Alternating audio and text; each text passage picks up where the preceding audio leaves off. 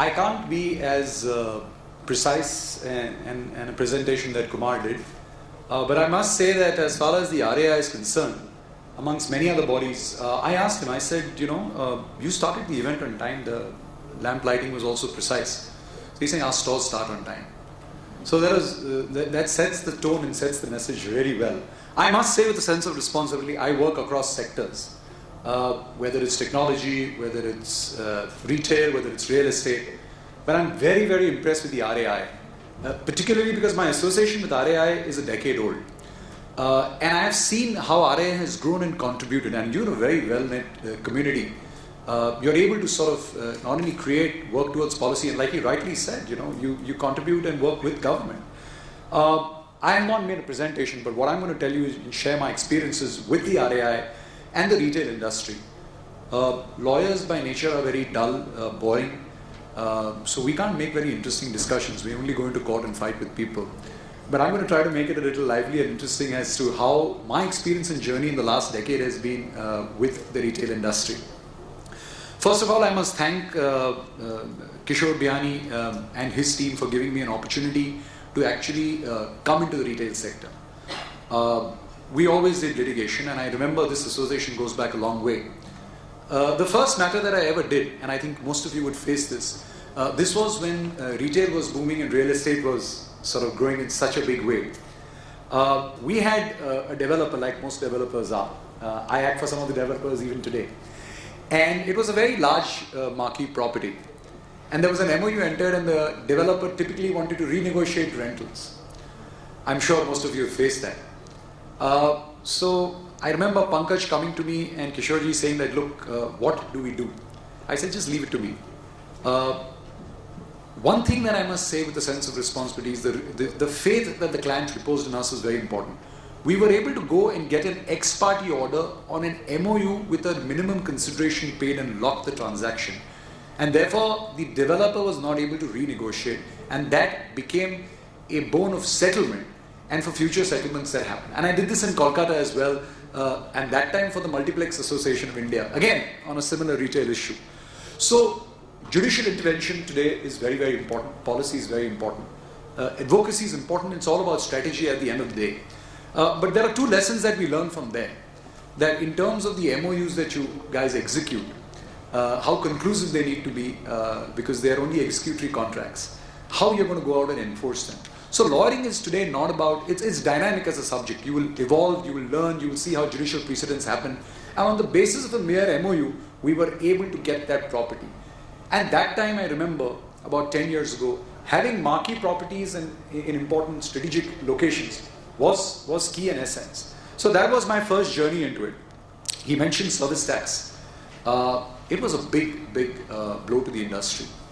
And again, this was a sense of interpretation. So when I saw the circular first, and Pankaj came to me, I said, wait a minute, one is the constitutional challenge. This was Home Solutions round number 1. Now, wait a minute, look at the circular. What does the circular really say? Services in relation to renting of immovable property. So I said, why are we getting into the challenge? The circular is saying services in relation to renting of immovable property, but not renting by itself.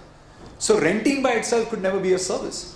On the basis of an interpretation and strategy, we could not go to Bombay High Court. Bombay High Court was not the best court to go for. So we took the initiative as Home Solutions, and of course this was with the effort of RAI and everybody and all the members conclusively. I remember we had a lot of brainstorming sessions because the risk was so high that you were taking on the government at that time.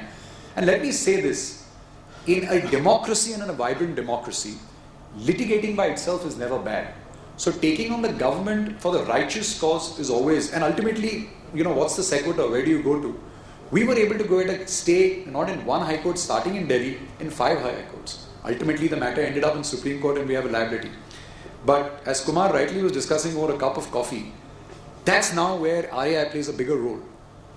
There is penalty, there is interest. Cannot there be an amnesty for this? Can there not be a discussion that RAI can take an initiative, make a proper representation and take it to its logical end? So this was my journey into service tax and quite a battle. We were not fortunate to go before 5 judges, others would have gone. But that was service tax on renting of immovable property. I must say a little more about the sector. You have private equity in this sector. Now, private equity has its own flaws because ultimately you look at an IRR and you see how private equity investments happen. We've had classical cross-border disputes for retails. One was a very celebrated arbitration that we did in Singapore, again with your colleagues. And it was a typical retailer where, it was a typical FDI where ultimately, there were restrictions. And a JV model was created. They wanted to part away from that. They said, no, you must do retail. We used that very reason that you can't breach policy, on the basis of which a claim that was made against my client was dismissed and a counterclaim was not allowed. But we used policy and regulation to win that international arbitration. And all kudos to the team that really worked on that. I think the Retailers Association, in the agenda that you've set forth for yourself, has a lot to achieve and a lot to do. I think the first form that I see in terms of where your business is going, like the petition that you did for Marketplace. Again, I think that was very unique. I don't see very many associations collectively thinking up to their speed. And like I said, please don't be in fear of litigation. Obviously, it's good for us because we get business out of it. But I, for once, don't only advocate litigation, but I say with a sense of responsibility again that you must initiate litigation where necessary and don't be shy of it. And that's extremely important because today in this country, amongst many other things, our judiciary works. And it does work. Sometimes it's very active and overactive, perhaps. But in many ways it did. Look at it, converted this petition into a representation. And I must congratulate the RAI for doing that, because I think that's a victory in itself that you went out and did and actually changed policy. So I completely agree with Kumar's presentation when he says that you can change policy and work with the government. That's a classic example of how you can really work with government. In terms of do's and don'ts and lawyering, he said advocacy, and so I see a lot of lawyers also in the room. The role of lawyers, again, a decade ago in most industries was not very significant. Today, lawyering is all about strategy. We need to wear our thinking caps on. We need to see how you are able to minimize. Look at GST coming in. I, for the life of me, believe that it's 2018 when you really see it rolling out. It will have an impact on your industry. Your set-off mechanism is going to be addressed at some stage as far as your services and input is concerned. You need to work towards that. You need to work towards policy and see what and how you can bring about a change. I think you have a robust body. You have great representation. You look at e-commerce, people say it's a bubble. I've spoken at various e-commerce seminars as well. But I think there are level playing fields for everyone. I say this again while I'm at your forum, that the old brick and mortar models are here to stay. I think people understand retailing. I met the H&M gentleman here who's here, and look at the brand, the way it's announced itself. Look at the brands that Reliance has developed. Future obviously has sort of gone ahead and sort of marched the steel over so many. It's all about competition, brands. I must say again, in the retail industry, we've not done so much of competition work. But at some stage, you are going to see a lot of work moving on the competition side. India is a democracy and it's moving towards the Western world. So you're going to see competition law very, very active in your industry because there are going to be dominant players. There are going to be people with significant market share. So be wary of competition, mitigate that risk. See how you're able to document yourself in terms of an industry, because if anybody is a dominant player and there's going to be a monopolistic practice, how are you going to deal with that monopolistic practice? I think these are some of the issues that are there for discussion. But I think one thinking point that I would really say is the lesser you regulate, it's called the Retail Regulatory Seminar Summit. I must say this, we don't need regulation.